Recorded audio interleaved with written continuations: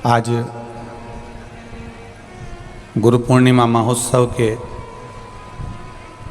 पावन अवसर पर संपूर्ण राष्ट्र में जितने भी गुरुजन हैं, साधुजन, ब्राह्मण जन, गुरुजन और जगत के जितने माता पिता हैं, सभी के पावन चरणों को प्रणाम करते हैं, नमन करते हैं और आप सभी को गुरु पूर्णिमा महोत्सव की बहुत बहुत बधाइयाँ देते हैं।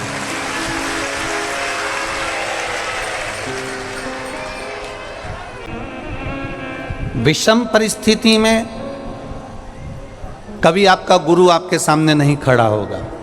एक बात बहुत ध्यान लगा कर सुनना।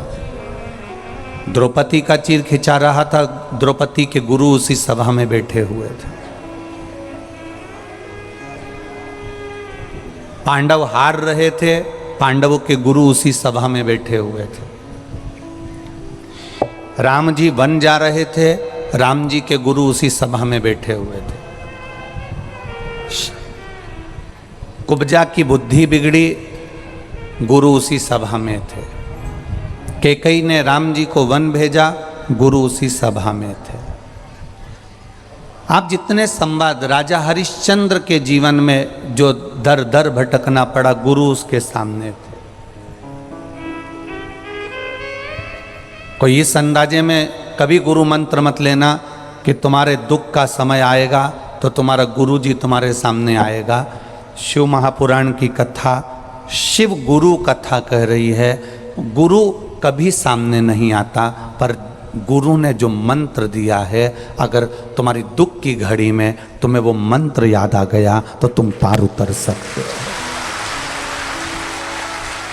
अब दुनिया के लोग क्या करते हैं कि जब दुख की घड़ी आती है, जब संकट की घड़ी आती है, जब तकलीफ की घड़ी आती है तो गुरु जी को ढूंढते हैं। हम गुरु जी को हमारे घर ले आएंगे तो हमारा संकट टल जाएगा। गुरु जी को हम हमारी पत्रिका दिखा देंगे तो हमारा संकट टल जाएगा। गुरु जी को हम हमारा हाथ दिखा देंगे तो संकट टल जाएगा।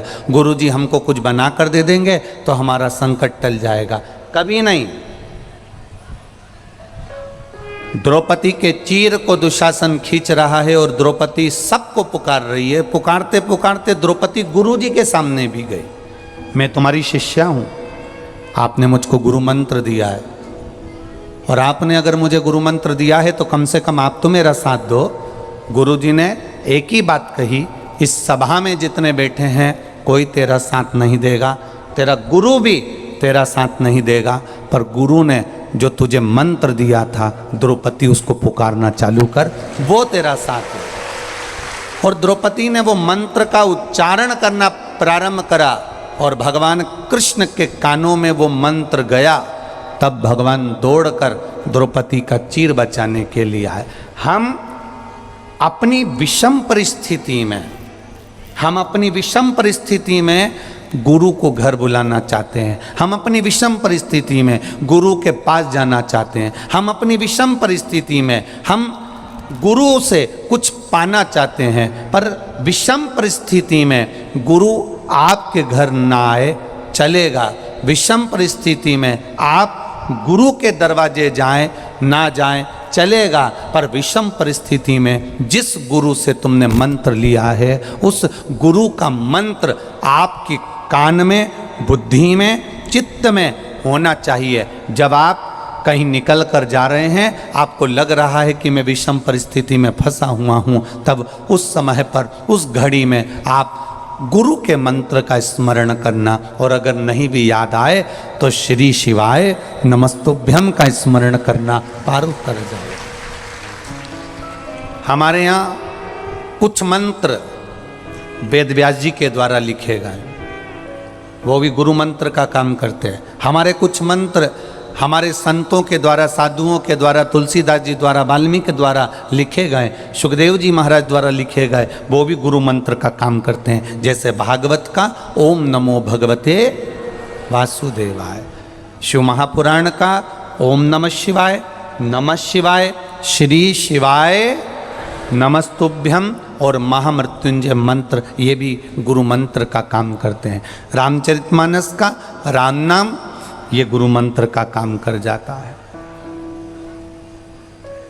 गुरु की शरणागति में हम जाएं तो ये सोच कर ना जाएं कि गुरु हमने जिनको बनाया है वो हमारी विषम परिस्थिति में सामने आएंगे। ना ना ना ना, आप जब पलंग पर पड़े होगे, तकलीफ में पड़े होगे, आपको कोई कष्ट भी आएगा तो गुरु उस समय पर नहीं आएगा। और गुरु को भी एक बात का स्मरण करना चाहिए कि गुरु के जीवन में भी जब तकलीफ आती है, कष्ट आता है, तब गुरु के चेले उसके पास नहीं होते। गुरु ने जिस गुरु से मंत्र लिया है वो मंत्र उस गुरु के पास में होता है। एक शब्द पर, एक मंत्र पर आपका विश्वास हो। जन्म के समय पर ना आपका कोई दुश्मन है, जन्म के समय पर ना आपका कोई दोस्त है। आपको नहीं मालूम कि दुश्मन कैसा होता है, आपको नहीं मालूम कि दोस्त कैसा होता है। बस इतना अंदाजा लगाना कि माँ उसको समझाए। माँ अगर बच्चे को रोज रोज कहते हैं ना कि तेरी चाची बेकार है, या तेरी ताई बेकार है, या तेरा ताऊ बेकार है, या तेरे काका जी बेकार हैं कि काकी जी बेकार है, तो बच्चे के दिमाग में बैठने लगता है कि मेरे ये बेकार हैं, मेरे लिए ये बेकार हैं, मेरे लिए ये बुरे हैं। उसकी बुद्धि में बैठने लगता है। माँ बच्चे से कह देना कि मुझसे बड़ी तेरी ताई है, मुझसे बड़ी तेरी चाची है, मुझसे बड़ी तेरी काकी है, और सुनो तुम्हारे पापा तुम्हारे बड़े ताऊ का आदर करते हैं, तुम्हें भी करना होगा, तुम्हें भी ध्यान रखना पड़ेगा, तुम्हें भी काका की बात मानना पड़ेगी, तुम्हें भी ताऊ की बात मानना पड़ेगी। तो बच्चे की बुद्धि में अच्छाइयाँ बैठती चली जाती है। दुशासन, दुर्योधन ने एक बार माता गांधारी से पूछ लिया था, माँ आखिर बात क्या है जो हमें ये पांडव अच्छे नहीं लगते? कारण क्या है हमको ये पांडव ठीक नहीं लगते? उसका कारण क्या है? तब गांधारी धृतराष्ट्र के सामने बैठकर बोलती है कि इसमें दुशासन की गलती नहीं, इसमें दुर्योधन की गलती नहीं। गांधारी कहती है गलती मेरी है कि मैं अपने पुत्र को ऊंचा उठाने के चक्कर में दूसरों के पुत्रों की मैं निंदा करती रही, इसलिए आज मेरे बेटों के हृदय में वो निंदा भरा गई। आज मेरे बच्चों के हृदय में वो निंदा समा गई है। हम राष्ट्र के जितने संत हैं, राष्ट्र के जितने साधु हैं, जितने सन्यासी, जितने तपस्वी, जितने साधक, जितने उपासक, राष्ट्र के जितने भी संत साधु गुरुजन हैं, उनसे निवेदन करना चाहेंगे कि मंत्र की मूलता जाना जाए।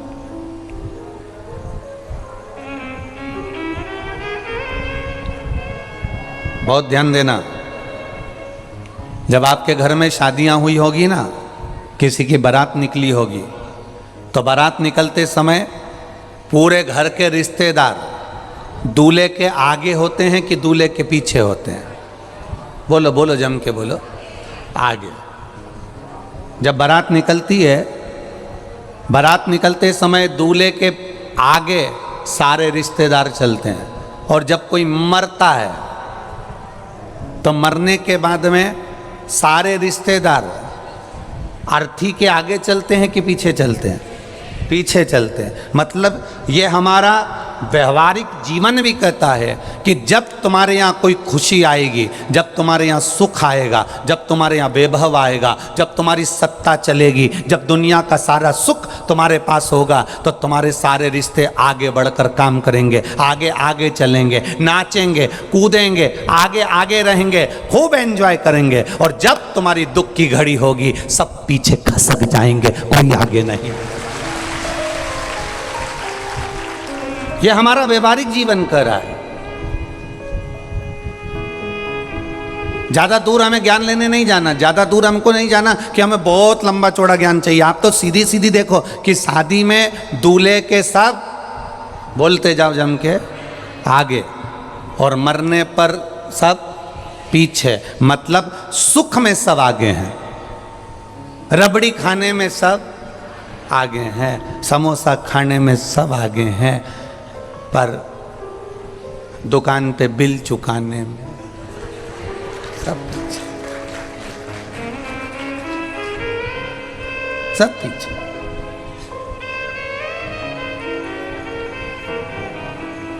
दो तरह के लोग होते हैं। एक जल्दी खा के होटल से बाहर निकल जाता है, और दूसरा जल्दी खा के होटल के काउंटर पर पहुंच जाता है, ले कितने का बिल बना, मैं कटा रहा हूं। फिर जो बाहर निकल गया वो बाहर से अंदर आकर, अरे मैं दे रहा हूं ना, तू रहने दे, मैं दे दूंगा, मैं दे दूंगा। अरे दे दूंगा क्या, देने वाला होता तो सबसे पहले जाके काउंटर पर खड़ा होता और दे देता, पर दे दूंगा दे दूंगा दे दूंगा दे दूंगा कर रहा, दे नहीं पा रहा। कठिन है, बहुत कठिन, बहुत कठिन।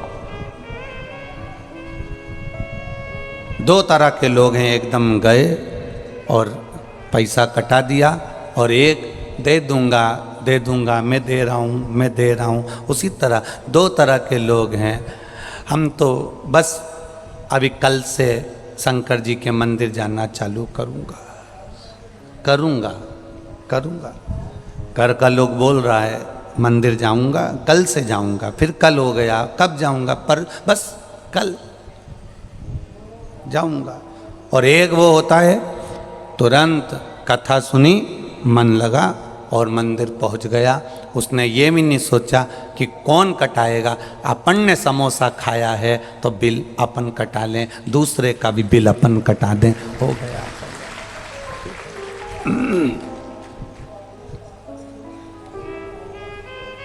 सुख में सब आगे हैं, दुख में सब पीछे है।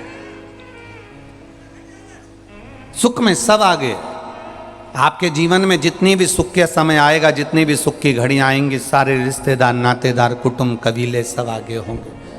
और तुम्हारे जीवन में जब दुख की घड़ी आएगी, सब पीछे चलेंगे और आगे चलने वाला केवल एक रहेगा, और वो चिल्लाता रहेगा राम नाम सत्य है। मतलब आखिरी में भी मंत्र ही मूल है, मंत्र के सिवा कुछ मूल नहीं है। मंत्र मूल है। और गुरु की करनी गुरु भरेगा, चेला की करनी चेला। गुरु और चेले में बड़ा अंतर है।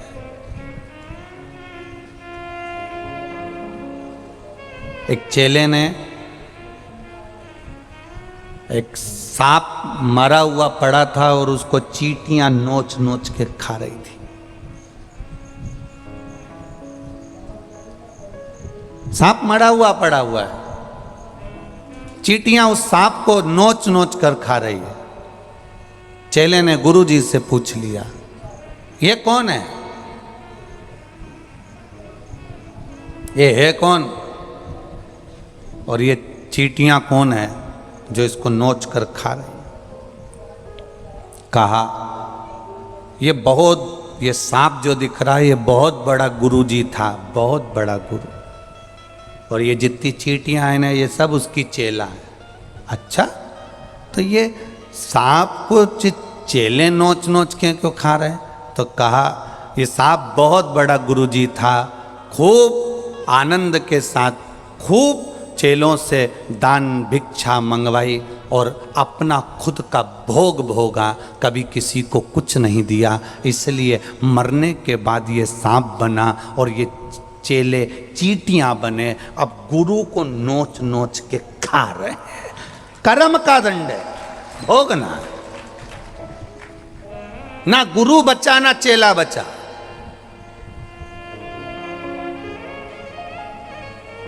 कर्म का दंड व्यक्ति को भोगना है, ये नहीं कि कर्म का दंड नहीं भोगेगा। गुरु की करनी गुरु को भोगना पड़ेगी और चेले की करनी चेले को भोगना पड़ेगी।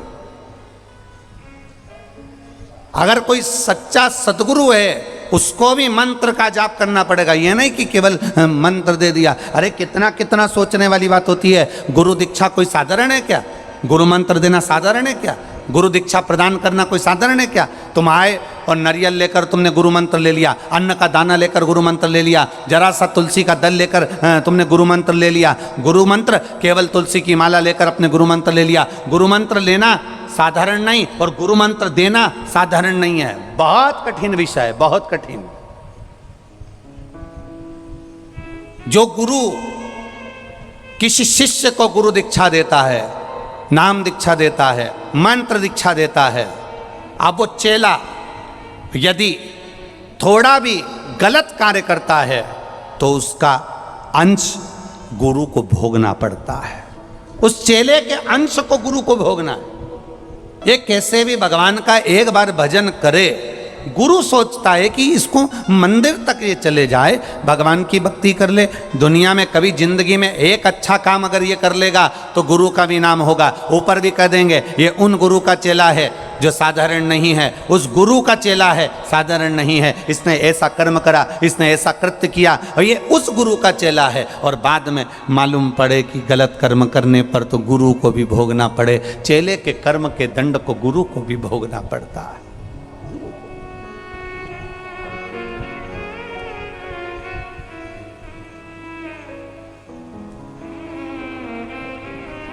किसी गुरु के पास में अगर करोड़ों का भी धन होगा ना, वो आपको नहीं देगा। किसी गुरु के पास में अगर बहुत सारी जमीन जायदाद भी होगी ना, वो आपको कभी नहीं देगा। किसी गुरु के पास में बैंक में ढेरों एफडियां भी पड़ी होगी ना, वो आपको नहीं देगा, वो नहीं दे सकता, वो ना देगा, कोई गुरु नहीं देगा। कारण क्या राम जी को वन जाने से गुरुजी नहीं रोक सकते थे?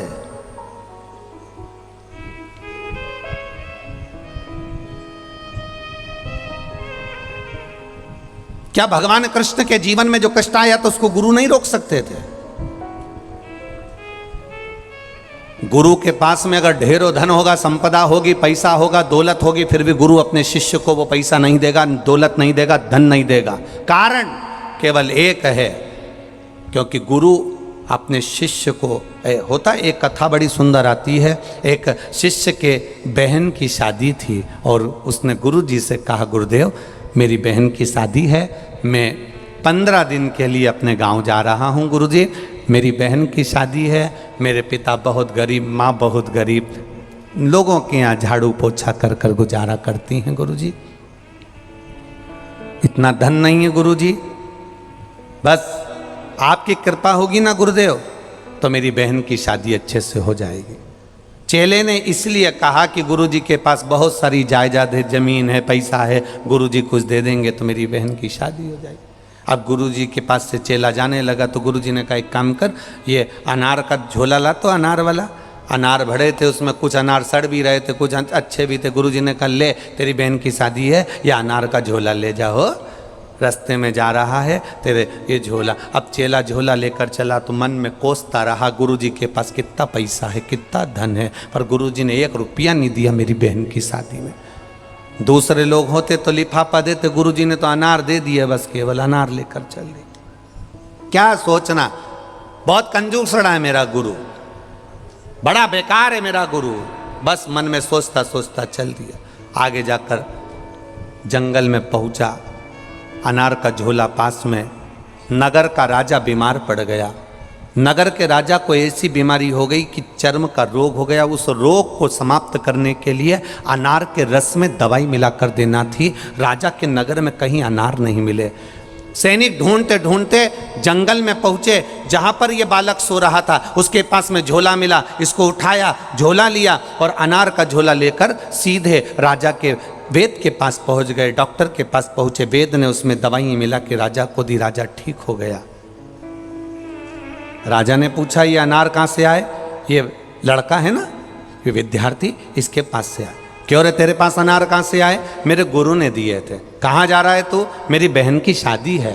राजा ने कहा इस बालक के दिए हुए अनार से मेरी जिंदगी मुझे वापस मिली है, इसकी बहन की शादी राजसी ठाट से होना चाहिए, राजसी ठाट से होना चाहिए। इसकी बहन की शादी में हाथी, घोड़े, पालकी, लड्डू, पेड़ा, गुलाब जामुन, इमरती, भजिया, पकोड़ा ढेर बनाओ और ऐसा राजसी ठाट में शादी करना कि लड़की को भी हीरे और जवाहरात दिए जाएं और दामाद को भी हीरे और जवाहरात दिए जाएं। लड़के की आंख से आंसू बहने लगा। गुरु धन नहीं देता, पर गुरु जो देता है वो कम नहीं देता, वो देता बहुत, जो दिया वो कम नहीं दिया। अगर गुरु धन देता बहन की अकेले की शादी होती। अगर गुरु धन देता तो अकेले की शादी होती। कोई गुरु के पास में धन है, वो आपको पैसा दे देता तो तुम एक बार दुकान खोलकर बैठ जाते और मन में आता गुरुजी बैठे हैं उनसे और ले आएंगे, गुरुजी बैठे हैं उनसे और ले आएंगे। पर गुरु ने धन नहीं दिया, गुरु ने दिया तो ऐसा वर दिया, गुरुजी ने दिया तो ऐसा आशीर्वाद दिया, गुरुजी ने दिया तो वो दिया जो तुम्हारी एक बार की नहीं पूरी जिंदगी को संवार दिया, अंत समय तक संवार देता है। वो सद्गुरु होता है, वो गुरु होता है।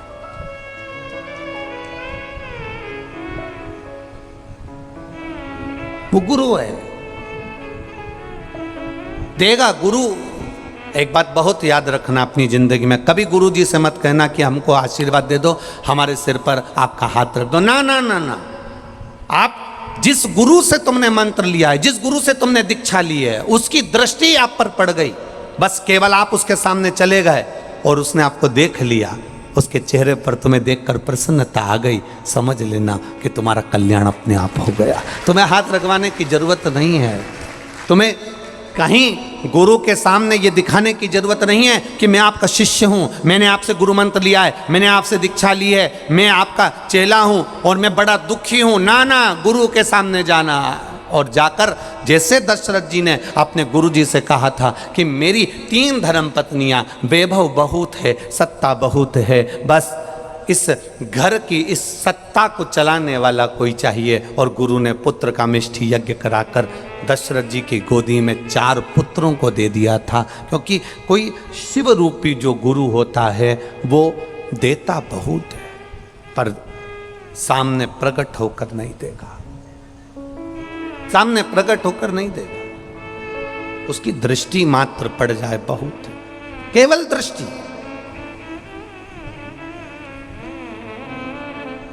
केवल एक दृष्टि अगर पड़ गई कल्याण, बस वो।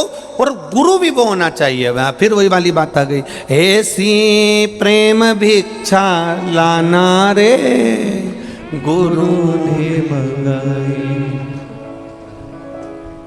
गुरु ने मंगाई, सतगुरु ने मंगाई, गुरु ने मंगाई, सतगुरु ने मंगाई। गुरु वो होता है जो जीवन का सारा सुख दे देता है। देखो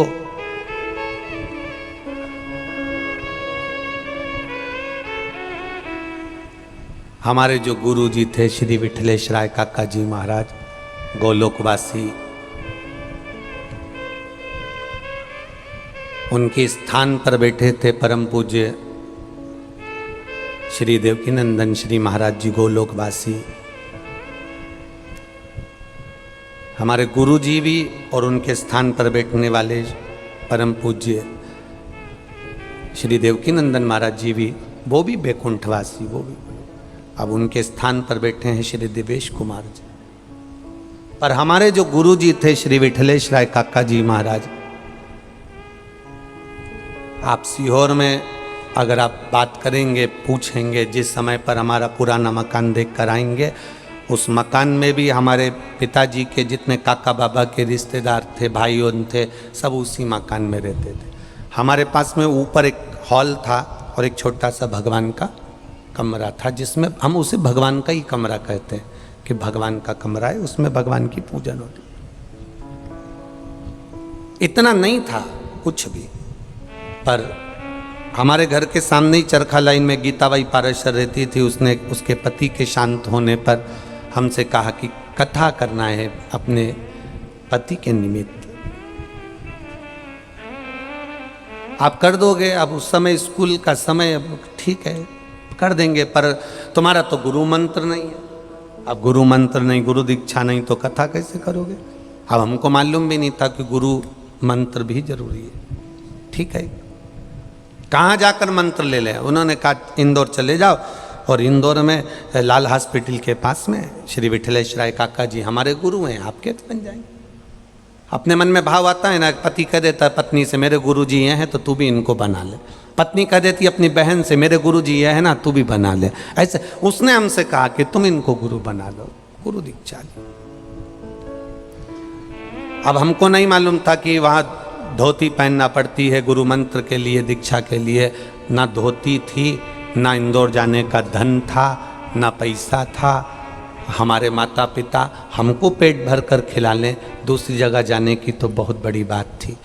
फिर भी वो गीताबाई पारासर जो रोटी बनाने का काम करती थी, उसने जो पैसा उसके पास था टिकट कटवा कर इंदौर भेज दिया। चरखा लाइन में सीता दीदी सीमा अग्रवाल रहती थी, उनका भाई मनीष आज भी रहता है यहाँ। तो वो सीता दीदी का घर वहाँ था, सीता सुरेखा इंदौर में। उनका पता दे दिया, हम पूछते पूछते पलासिया पहुँच गए। उनके यहाँ से उनकी गाड़ी में बैठ के हवेली जी पहुँच गए। उन्होंने कहा गुरु मंत्र कल मिलेगा। अब एक दिन भारी कहाँ रुके, दीदी के यहाँ रुक कर प्रसाद पाकर दूसरे दिन। अब वहाँ पूछा गया तुम्हारे पास पहनने के लिए कपड़े हैं? अब हमारे पास में कपड़े हो से तो बात दूसरी, या तो दिवाली आए तो कपड़े कब आता है, और दिवाली भी आए तो पहले सरकारी कपड़ा देखा जाता था, एक जैसी थान कट के आ जाती थी, सब पहन लो कपड़ा। गुरु जी के सामने कह दिया कुछ भी नहीं है, अब जो है हम तो बस केवल शरीर है। गुरु जी ने अपने शिष्य से कहा जाओ जरा धोती लाओ, धोती पहनाओ। स्नान कराया, धोती वारना नहीं आती थी, उन्हें सिखाया। आखिरी में मंत्र देकर उन्होंने कहा भोजन करा है आपने? हमने कहा नहीं। कब से ना करा? कोई ने कहा था मंत्र लेते हैं तो उपास रखना पड़ता है। हमारे गुरु का शब्द था कितने सालों उपास करेगा, गुरु का शब्द था कितने सालों उपास करेगा। चल मंत्र ले। हमारी गुरु माता ने भोजन परोसा, गुरु जी ने भोजन कराया। सौंफ और सुपारी हाथ में लेकर ले खाओ, खा लिया। एक छोटी सी पोथी हाथ में पकड़ा कर कह दिया तेरे पंडाल छोटे पड़ेंगे, जा। ये गुरु होता।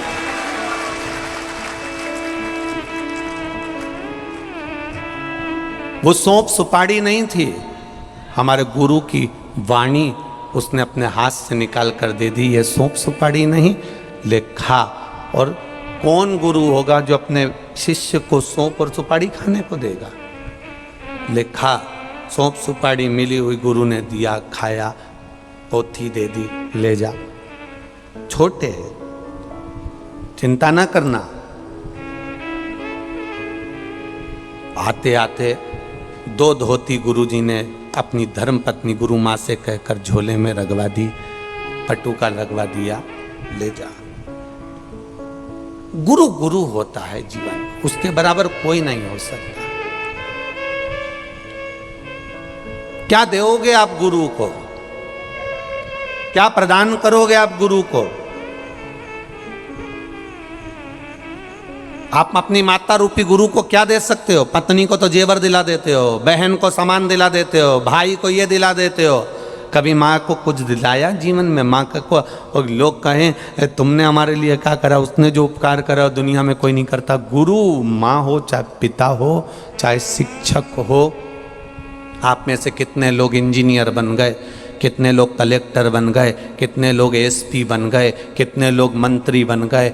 जिस टीचर ने आपको पढ़ाया है, कभी आपने उस टीचर को अपने पास बुलाकर कहा कि सर आपने मुझे पढ़ाया था इसलिए मैं आज कलेक्टर बनकर बैठा हूँ, आज मैं इंजीनियर बनकर बैठा हूँ? कौन होता है ऐसा? Collector, engineer, SDM, DSP, SP बनकर जो बैठ जाता है, बड़े बड़े पद अधिकारी बनकर बैठ जाते हैं, उसमें से कितने लोग हैं जिन्होंने अपने टीचर को बुलाकर कहा हो, शिक्षक को बुलाकर कहा हो आप नहीं होते, आप नहीं पढ़ाते तो शायद आज मैं कलेक्टर नहीं बन पाता, आज मैं एसपी नहीं बन पाता, आज मैं डीएसपी नहीं बन पाता। यह आपकी प्राथमिक शिक्षा है जो आपने मुझे दी है। माँ आप नहीं होती तो शायद मैं आज कलेक्टर ना बनता, पिता तू ना होता तो शायद मुझे कोई विद्या का अध्ययन नहीं करा पाता, शिक्षक नहीं होता तो आज अपन यहाँ तक नहीं पहुँचते, और सद्गुरु नहीं होता तो अपन उस परमात्मा तक नहीं पहुँचते। गुरु गुरु होता है। गुरु की महत्वता क्या है ये दुनिया के लोग नहीं जानते। देवऋषि नारद जब बैकुंठ धाम में पहुंचे, जैसे ही बैठे, जाते से ही भगवान नारायण ने लक्ष्मी जी से कह दिया नारद जी उठ के जाए तो मैं गोबर लिख देना। लक्ष्मी जी ने पूछा क्यों? नुगरा है ये, इसने गुरु मंत्र नहीं लिया, कान नहीं फुकवाया, इसका मंत्र नहीं हुआ, गुरु के सामने बैठकर इसने गुरु दीक्षा नहीं ली है, नुगरा है ये, इसका मुंह देखना फल नहीं, हटाओ इसको यहाँ से, ये जाए और यहाँ पर गोबर लीपो। नारद जी ने सुन लिया कि मेरे जाने के बाद गोबर लीपा जाएगा, तो नारद जी वापिस आकर पूछे कि मेरे जाने पर गोबर क्यों लीप रहे हो, गोबर से लिपन क्यों कर रहे हो? भगवान ने कह दिया तू नुगरा है, तूने गुरु मंत्र नहीं लिया, तूने दीक्षा नहीं ली, किसी गुरु की शरणागति का कोई मंत्र नहीं लिया, इसलिए जा तू यहां से। नारद जी कहने लगे मेरे जाने पर अगर लीप रहे हो तो मुझे बताओ मुझे करना क्या पड़ेगा? गुरु मंत्र ले ले। तो किससे लूं? देव ऋषि नारद के भीतर इतना अहंकार भरा हुआ था, मैं देव ऋषि नारद, लोग मुझे देवताओं का ऋषि कहते हैं, जब मैं ऋषि हूं, मैं नारद हूं, तो मुझे गुरु मंत्र की जरूरत क्या? मैं दुनिया को श्रीमन नारायण कहता हूं, मैं दुनिया को श्रीमन नारायण बोलता हूं, तो मुझे मंत्र की जरूरत क्या? भगवान ने कहा ऐसा नहीं होता कि तुम दूसरे को मंत्र दो, तुम्हें मंत्र की जरूरत ना पड़े, इसलिए तुम्हें मंत्र लेना पड़ेगा। किससे मंत्र लूं? भगवान ने कहा समुद्र के तट पर जो सुबह से पहला व्यक्ति मिल जाए उसी से गुरु मंत्र ले ले, जा। अब नारद जी गए समुद्र के तट पर, सबसे पहला व्यक्ति कौन मिला? तो मछली पकड़ने वाला मछुआरा मिला। नारद जी तो टेंशन में आ गए, गुरु भी मिला तो ऐसा मिला, मछली पकड़ने वाला। बताओ, कहीं का अच्छा संत ऋषि मिल जाता, जटा मोटा बांधने वाला मिल जाता, चंदन मंदन लगाने वाला मिल जाता, भस्मी लपेटने वाला मिल जाता। दुनिया के लोग कहते हैं गुरु तो ऐसा ही होता है, थोड़ा बहुत कपड़ा मपड़ा ढंग का पहने, जटा मोटा पहने तो गुरु दिखे। अब गुरु तो ये दिख ही नहीं रहा, ऐसा जाल हाथ में पकड़ा हुआ है और मछली पकड़ने जा रहा है, ये कोई गुरु होता है? नारद जी तो तुरंत वापिस भगवान विष्णु के पास आ गए। भगवान ने कहा क्यों रे, गुरु मिला? नहीं मिला। नारद जी ने गुरु नहीं मिला? नहीं। लक्ष्मी जी बोली कितना झूठ बोल रहे रे नारद, नीचे मछुआरा मिला तो था। तो नारद जी बोले वो तो मछुआरा था। भगवान बोले वही तो तेरा गुरु था, पहला जो मिलेगा उसी को गुरु बनाना था, चल जा नीचे। तो उससे मंत्र लूं? हाँ उससे मंत्र ले जा। नारद जी गए, मछुआरा मछली पकड़ने जा रहा था, नारद जी ने उसके चरण पकड़ लिए, मछुआरा घबरा गया, ना जाने कौन पगला आ गया, उसको क्या मालूम कि ये चरण पकड़े। मछुआरा छोड़ छोड़, नीचे पांव छोड़, मेरे को मछली पकड़ने जाना है, छोड़। नारद जी मन में सोचे कितना गंध आ रहा, कितना गंध, मछली की गंध आ रही पूरे शरीर में, गंध आ रहा मछुआरा। अब नारद जी बोले करे क्या? नारायण ने बोला जो पहला मेरा वो ही गुरु है, छोड़ पाऊं छोड़। अब छोड़े नहीं, मंत्र दे दो, मंत्र दो। अब मछुआरे ने सोचा का मंत्र दूं तेरे को, हट जा यहां से, मंत्र दे दो, तुम मेरे गुरु हो। मछुआरे ने कहा मैं किसी का गुरु नहीं, हट चल यहां से, मंत्र दे दो।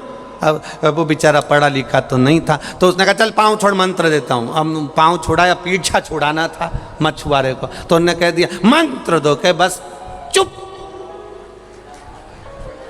तो नारद जी को मंत्र मिल गया, चुप।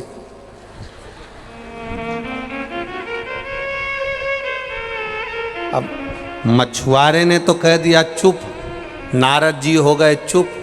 33 कोटि देवताओं को 4 दिन में चिंता हो गई, इसको हो क्या गया, बोल ही नहीं रहा। जो इतना बोलने वाला एकदम चुप हो जाए तो टेंशन में दुनिया आ जाती है, बोल क्यों नहीं रहा, चुप चुप। बिल्कुल मौन होकर नारद जी नारायण भगवान के पास पहुंचे, पूछा, नारायण ने मंत्र मिल गया? नारद जी बोले ऐसा तो गुरु मिला अनपढ़,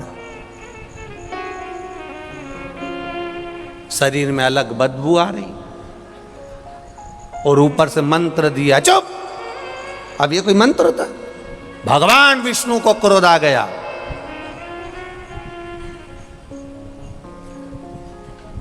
मेरा श्राप है नारद तुझको, तूने अपने गुरु की निंदा करी है, तुझे 84 लाख योनियों के चक्कर काटना पड़ेंगे। अपने गुरु की निंदा करी है तूने।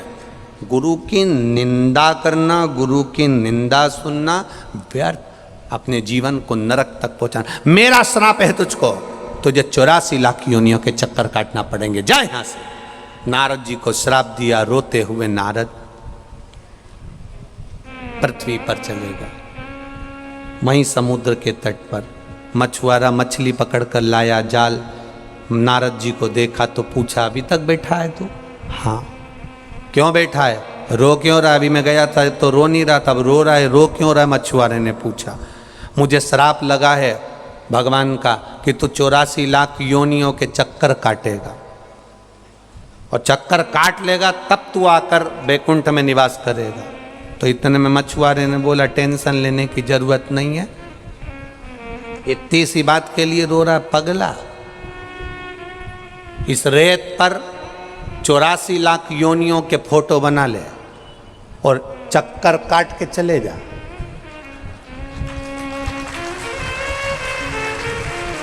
84 लाख योनियों के फोटो बना और चक्कर काट चले जा। अब 84 लाख योनियों के फोटो रेत पर नारद जी ने उकेरे और उसकी परिक्रमा कर कर नारद जी बैकुंठ में गए। भगवान विष्णु ने अपने गले की माला निकाल कर डाल दी। इतनी जल्दी 84 लाख काट आया? इतनी जल्दी 84 लाख योनियों को काट कर आ गया? 84 लाख योनियों के चक्कर काट कर आ गया? तब नारद जी ने कहा, जिसका गुरु बलवान तो चेला पहलवान। यहां मेरा गुरु बलवान था, इसलिए मेरे गुरु ने मुझे कह दिया कि 84 लाख योनियों के फोटो बना और उसके चक्कर काट कर चले जा। बस चक्कर लगाए आ गया। भगवान ने कहा, संसार का गुरु भले कैसा भी हो, अपने शिष्य को 84 लाख योनियों से तो पार निकाल ही देता है। वो सदगुरु है, वो गुरु।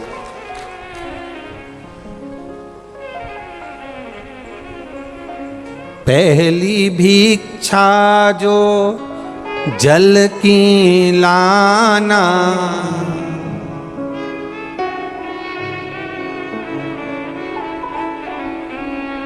कुआं बावड़ी को छोड़ के ऐसी गगरी भर के लाना रे गुरु ने मंगाई। ऐसी प्रेम भिक्षा लाना रे गुरु ने मंगाई। गुरु ने मंगाई, सतगुरु ने मंगाई। गुरु ने मंगाई, सतगुरु ने मंगाई। ये गुरु ही होता। दूजी भिक्षा तू फूल की लाना, बाग बगीचे के पास न जाना। ऐसी पुष्प भिक्षा लाना रे गुरु ने मंगाई। ऐसी पुष्प भिक्षा लाना रे गुरु ने मंगाई। गुरु ने मंगाई, सतगुरु ने मंगाई। गुरु ने मंगाई, सतगुरु ने मंगाई। ये शिव रूपी जो गुरु हो आपके जीवन में, जिस गुरु से आप दीक्षा लें, जिस गुरु से आप मंत्र लें, जिस गुरु की शरण में जाकर बैठें, प्रयास करना गुरु हमारे यहाँ आए ना आए, पर गुरु की दृष्टि में हम सदा बने रहें। जो गुरु के हृदय में बना रहता है उसका कल्याण निश्चित है। गुरु आएगा ना आएगा वो कोई भरोसा नहीं।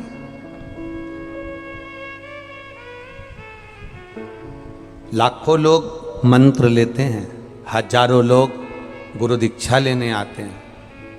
जो लोग कुबेरेश्वर धाम पर गुरु दीक्षा लेने आते हैं, हम उनसे एक ही बात कहते हैं, आप सियोर वाले महाराज को गुरु नहीं बना रहे हो, आप कुबेरेश्वर बाबा को गुरु बना कर जा रहे हो। उसको गुरु बना। हम तो ये शरीर रहेगा तब तक रहेंगे, पर बाबा तो यहाँ जीवन पर्यंत रहेगा ना। तुम्हारे दुख सुख में ये काम शरीर नहीं आएगा, तुम्हारे दुख सुख में वो कुबेर भंडारी काम आएगा। जब आप उसके पास में आकर बोलोगे ना तो जीवन सार्थक। ये गुरु पूर्णिमा पर किसी के गुरु के दरवाजे का मेला नहीं होता है। ये गुरु पूर्णिमा पर गुरु के दरवाजे का मेला नहीं है, ये गुरु पूर्णिमा पर भक्तों के हृदय का मेला है जो गुरु के प्रति झलकता है।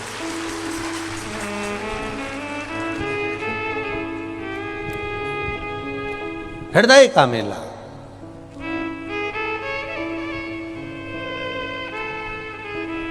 शिव तत्व को हमें जानना है।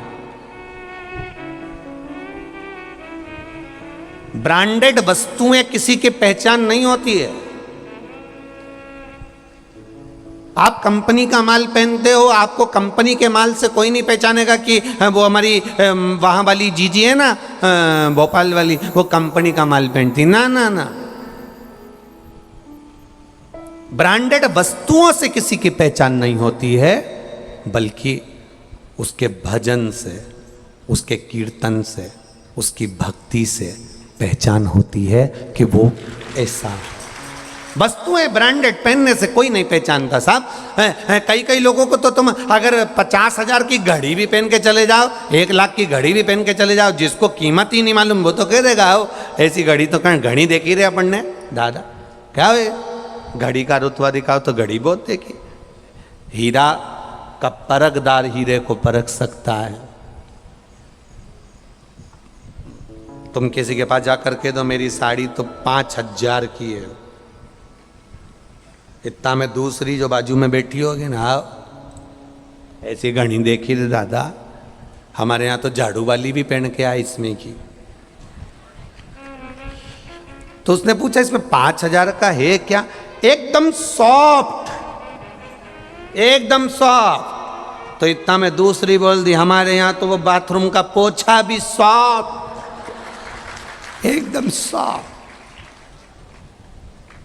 ब्रांडेड वस्तु से किसी की पहचान नहीं है।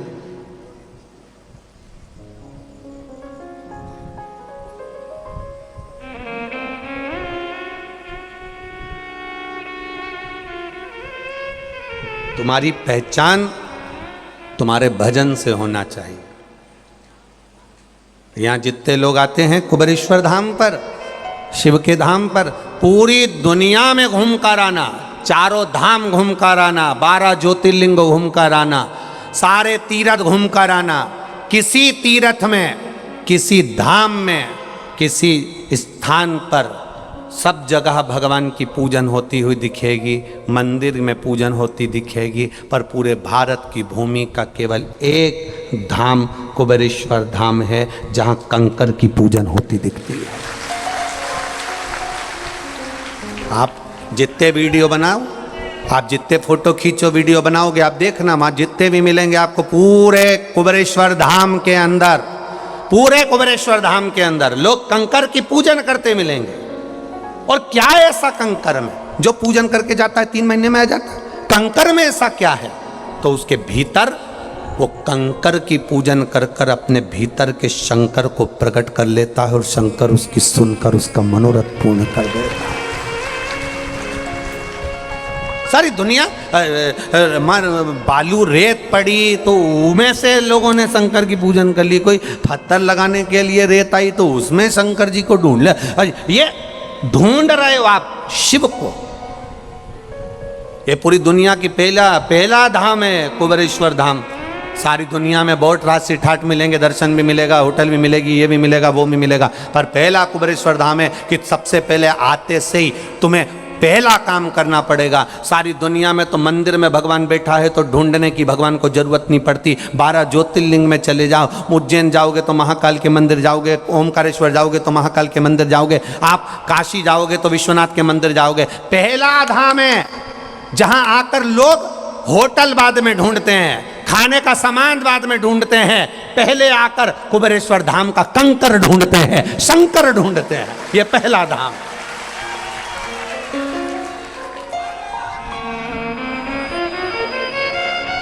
जो दरवाजे से अंदर घुसा, जो कुबेरेश्वर धाम के दरवाजे से अंदर आया, उसने सबसे पहला काम यही करा।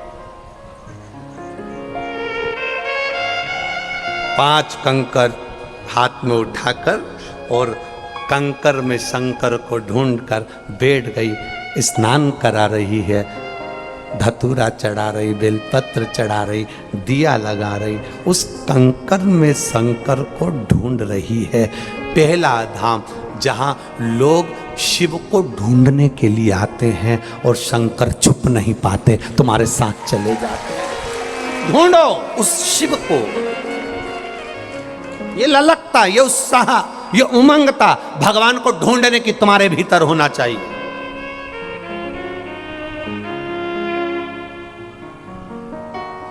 और केवल कुबेरेश्वर धाम में आकर आप कंकर नहीं ढूंढ रहे, ढूंढने की ललकता तुम्हारी इतनी बढ़ गई कि सवेरे सवेरे रसोई घर में तुम तांबे का लोटा रोज ढूंढते हो शंकर जी को जल चढ़ाने के लिए। रोज प्रतिदिन ढूंढ रहे हो, और अगर नहीं मिले तब देखो, नहीं मिले जब, मैंने कल ही तो यहाँ रखा था, मांझ कर रखा था, धो कर रखा था, कहाँ गया, कौन ले गया। तब बहू ने कहा ये लेके गए हैं शंकर जी के मंदिर, तो माँ भी खुश हो गई, चलो मंदिर तो जाना चालू करा। प्रसन्नता है, ढूंढ रहे, हमारे शिव को ढूंढने का प्रयास करा है। पूरे श्रावण के महीने में, जब श्रावण चालू हो रहा है, पूरे श्रावण के महीने में आप शंकर के मंदिर में जाओ, शंकर की भक्ति करो, दिखावा ना करना, शंकर को अपना बनाने का प्रयास करना, शंकर के साथ छल ना करना। शिव तुम्हारे हैं, तुम शिव के हो। कोई कितना भी दूध चढ़ाए, कितना भी दही चढ़ाए, वो कितने भी ठाट से 1,00,000 बेलपत्र चढ़ाए, कोई 1,000 बेलपत्र चढ़ाए, तुम तो उतनी चढ़ाना जो तुम्हारा दिल से। एक अगर नहीं भी है तो धोकर उठाकर वही चढ़ा देना, भगवान स्वीकार कर लेगा। दिखावा नहीं। कोई कहेगा हम तो पूरे सावन भर, पूरे सावन में हम अभिषेक करते हैं मंदिर जाकर, पूरे सावन में। तो उनसे कह देना भैया सावन के महीने में हम पूरे मंदिर तो नहीं जा पाते, पर सावन की जो शिवरात्रि आती है, सियोर वाला महाराज ऑनलाइन पूरे देश में अभिषेक कराता है, तब हम भी छोटा सा शिवलिंग बनाकर टीवी के सामने बैठ जाते हैं और कर लेते हैं। और अब की बार तो सावन भी है और अधिक मास भी है। प्रत्येक वर्ष का नियम है, सावन की शिवरात्रि पर ऑनलाइन अभिषेक करते हैं। करते हो आप लोग सब ऑनलाइन अभिषेक? अब की बार 2 अभिषेक रहेंगे, एक सावन की शिवरात्रि का रहेगा और एक अधिक मास भी जो 3 साल में पड़ता है उसकी भी शिवरात्रि का रहेगा। 2 अभिषेक ऑनलाइन पड़ जाएंगे अब की बार, एक सावन की शिवरात्रि का और एक अधिक मास की शिवरात्रि का। क्योंकि अधिक मास की शिवरात्रि भी, अधिक मास की शिवरात्रि का एक बहुत अच्छा नियम है, अगर बना सको तो करिएगा। अधिक मास में जो शिवरात्रि आए, प्रयास करना, अगर छोटी सी भी गुमठी लेकर बैठे हो, ठेला लगा रहे हो, व्यापार नहीं चल रहा, धन की कमी हो, पैसा नहीं हो, बहुत हताश हो गए हो, टेंशन में जिंदगी जी रहे हो, तो अधिक मास की शिवरात्रि मत छोड़ना। 5 दिए अधिक मास की शिवरात्रि पर जरूर लगाना। पहला शंकर मंदिर के द्वार पर, मतलब शिव मंदिर के बाहर। दूसरा बेलपत्री के वृक्ष के नीचे। तीसरा आंवले के वृक्ष के नीचे। चौथा नदी का घाट या कुएं का घाट या तालाब का घाट या सरोवर का घाट, या आपके घर में कोई पानी का हंडा हो उसके पास में। और 5वां अपने दरवाजे की चौखट पर राइट हैंड में दिया अवश्य लगाएं। ये अधिक मास की शिवरात्रि पर जरूर करना। जिंदगी में कितना भी धक्का खा रहे हो गए, भगवान हाथ पकड़कर खींचकर बाहर कर ही देगा। शिव तत्व को जानिए। अधिक मास के कुछ नियम होते हैं, अधिक मास का कुछ वर्णन होता है। पुष्कर की कथा में, अलवर की कथा में अपन उसे श्रवण करेंगे, उससे अपन ज्ञात करेंगे कि शिव तत्व को कैसे प्राप्त किया जा सकता है, शंकर भगवान को कैसे प्राप्त किया जा सकता।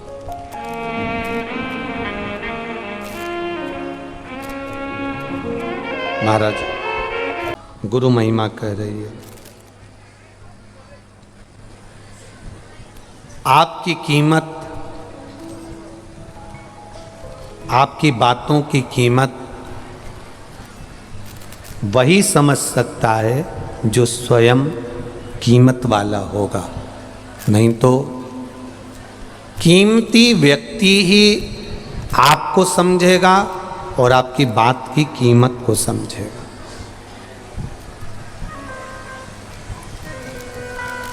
सोनार सोने को परख लेता है, जौहरी हीरे को परख लेता है,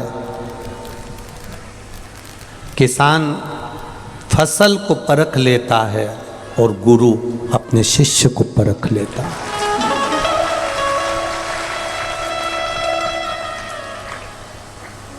जो बहुत कीमत वाला होगा, जो बहुत कीमत से मतलब है जो स्वयं गुणवान है,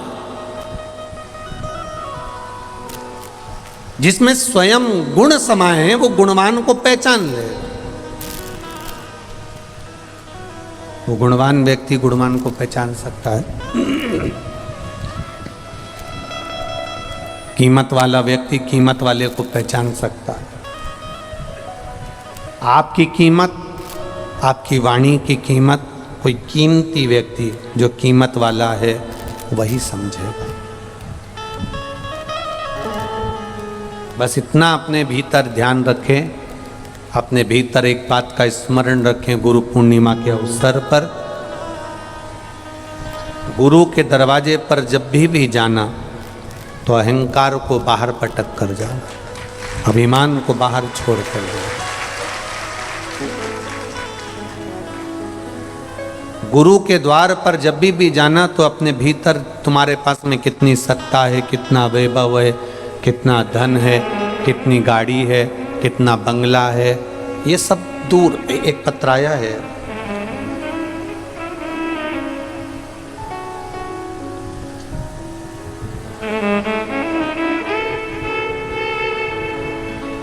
मंजू देवी आगरा से, जिनके पति का नाम है शिवराम, आगरा से। आप ही हैं? दोनों हाथ हिला दो एक बार। मेरा नाम शिवराम है, पत्नी का नाम मंजू देवी। हम लोग आगरा से आए हैं। हम बाबा देवाधिदेव महादेव का क्या वर्णन करें गुरुदेव। पति 12 साल से कोई काम नहीं करते थे। किसी ने कहा होगा कि मंदिर पर जाया करो, सियोर वाले महाराज कहते हैं, टीवी पर कथा आती है सुना करो। सुनना चालू करा,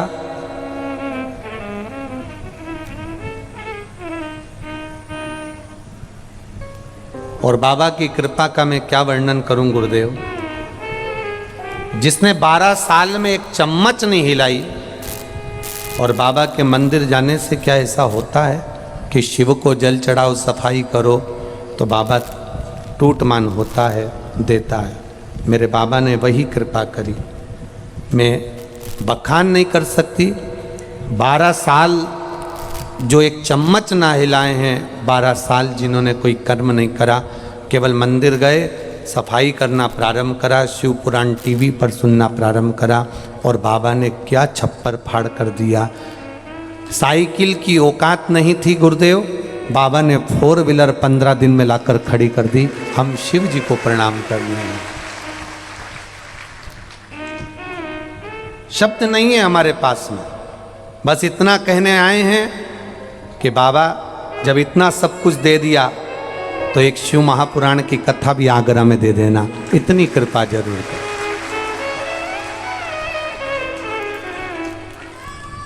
अब ठीक है बाबू, सब भर दिया भंडार कुबेर भंडारी ने। एक बार दोनों हाथ उठाकर कह दो हर हर। शिव तत्व बैठिए, शिव तत्व इसी को कहते, शिव का गुणगान इसी को कहते। वो कहे ना कि लुटा दिया भंडार का शिवाले ने, कर दिया माला मान का शिवाले ने। इसका नाम है कुबेरेश्वर महादेव, कुबेर भंडारी।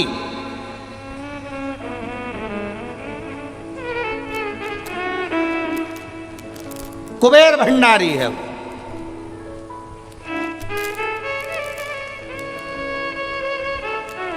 कोई एक चंदन लगाने वाला भी बैठता है तो वो इसके दरवाजे से खाली नहीं जाता, झोली भर कर जाता है।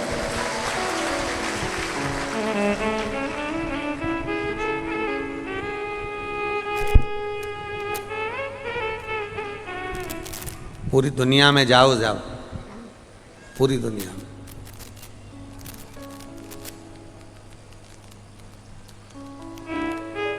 इसका नाम कुबेरेश्वर है। कुबेर का भंडार भरने, बैठो बाबू बैठो, कुबेर का भंडार भरने वाला। ये साधारण नहीं है। आते हो हाईवे से निकल जाओगे, पर अंदर कुबेरेश्वर बाबा के कंकर शंकर की धरा पर जब भी आओगे, जब मेरा बाबा ऊपर से इशारा कर कर बुला लेगा तो अंदर आओ, वरना कठिन है बाबू, बहुत। वो किसी ने सही कहा है कि कोई अगर पागल खाने चले जाता है तो उसका इलाज है और वो ठीक हो सकता है, ये पक्का है। पर जो एक बार शिव महापुराण में आता है, इसका इलाज भी पक्का नहीं है। ये बाबा के पगले भगत है, बाबा के अड़भंगे भगत, अड़भंगे। और खाली न जाता कोई दर से तुम्हारे, खाली न जाता कोई दर से तुम्हारे, मैं भी खड़ी हूँ नन्ही बाहें पसारे, अपने हृदय से लगा लो गिरा जा रहा हूँ, उठा लो। ये शिव का वो दरबार है। ये कंकर शंकर दुनिया के लोग ट्रेन भरा कर, बस भरा कर, ऑटो भरा कर, गाड़ियाँ भर कर आते हैं। लोग कहते हैं लोग गाड़ी भरा कर आ रहे हैं, पर मेरा विश्वास कहता है इस भूमि से ये गाड़ी भरा कर नहीं आ रहे, ये गाड़ी भर के ले जा रहे हैं। ये शिव का तत्व है जो लेकर जा रहा है। इस पर्चे को कभी अगर ये कहाँ गया अभी आगरा वालों का पर्चा, उन्होंने एक कितनी बड़ी बात लिख दी कि 12 साल एक चम्मच ना हिलाई हो और साइकिल की जिसकी औकात ना हो। उन्होंने पर्चे में लिखा साइकिल की जिसकी औकात ना हो, जो सब दूर से हार गया, लदा लूम कर्जे में हो गया और कुछ भी ना हो, और मेरा बाबा फिर भी केवल पोछा झाड़ू और उसकी सेवा करने से दे दे तो वो सहज नहीं हो सकता। उन्होंने पर्चे, ये सहज नहीं है। कई लोग आते हैं नियम बनाकर जाते हैं, हर महीने आऊँगा तेरे दरवाजे पर। कब तक नहीं देगा तू, कब तक खाली रखेगा तू? कोई हर महीने का नियम बनाता है, कोई 3 महीने का नियम बनाता है। हमारे सीहोर के इंग्लिशपुरे का और एक चाणकपुरी के 2 भाई तो ऐसे हैं जिन्होंने प्रत्येक सोमवार का नियम बना कर रखा है। किसी प्राइवेट कंपनी में काम करता था वो विमल, प्राइवेट कंपनी में काम करता था, और उसने कहा बाबा कब तक दूसरे की कंपनी में काम करूंगा, मेरी अपनी कोई कंपनी हो। पीछा पकड़ लिया। 5 सोमवार, 10 सोमवार, 20 सोमवार निकलते गए और आखिरी में बाबा ने उसकी खुद की कंपनी खोल दी। बाबा की कृपा, ये उसकी कृपा। एक कल भगत आए थे, वो बहुत दुखी थे, कहे सब बाबा ने लूट लिया था, पर अब क्या करें। हमने नियम बनाया हर महीने का, एक बार महीने में आ जाते हैं, बाबा को जल चढ़ा कर जाते हैं, कंकर शंकर पूछ कर जाते हैं। हमने कहा तुम हर महीने आते हो, बाबा ने सुना कि ना सुना? अरे गुरुदेव पहले कुछ नहीं था, अब वो क्या नाम बताता, कुबेरेश्वर इंटरप्राइजेस कंपनी खोली, और 5 लाख से चालू करा था, आज 1 करोड़ का टर्नओवर है। और जिस दिन बाबा 10 करोड़ का करेगा, उज्जैन में कथा करो। ये भाव है उसके हृदय। क्या ना दे कुबेर भंडारी, क्या ना दे। आप नियम तो बनाओ।